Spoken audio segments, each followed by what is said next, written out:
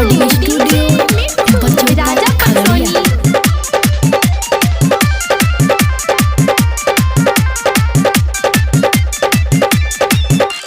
होते सवेरे दाता भगतन के टोले गूंजाता चारों ओर बम बम बोले, गूंजाता चारों ओर बम बम बोले। होते सवेरे दाता भगतन के टोले गूंजाता चारों ओर बम बम बोले। अभी जाला न देवघर नगरिया नगरिया नगरिया, भौजी उठा लायब की कांवरिया, बोले बाबा जी फेरी है नजरिया। भौजी उठा लायब की कांवरिया, बोले बाबा जी फेरी है नजरिया।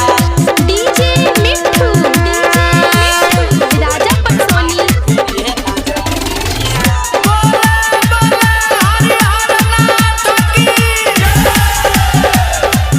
हबे महादानी हबे माई मामा न हो, पूरा संसार एकर करेला बखान हो।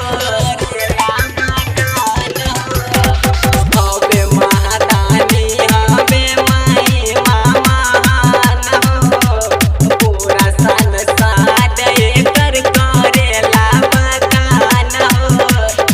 सावन के पावन बड़ी मन भावन, सारा नजारा लगे मोह भावन। जल्दी चला न टूट जाए गरिया गरिया गरिया। भौजी उठा लायब की कांवरिया, बोले बाबा जी फेरी है नजरिया। भौजी उठा लायब की कांवरिया, बोले बाबा जी फेरी है नजरिया।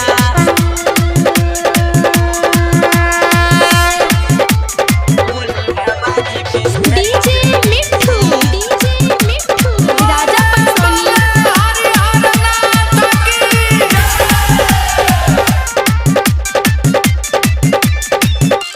सानुद सावरिया गावे बाबा के भजनिया, जोगी के राइटर आलोक चूमे ले चरनिया, चूमे ले चरनिया।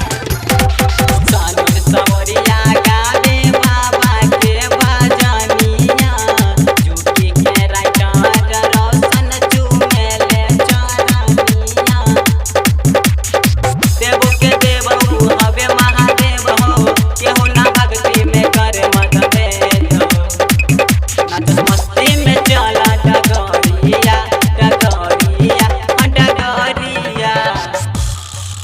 भौजी उठा लायब की कांवरिया, बोले बाबा जी फेरी है नजरिया। भौजी उठा लायब की कांवरिया, बोले बाबा जी फेरी है नजरिया। काली रिकॉर्डिंग स्टूडियो बचौता खगड़िया।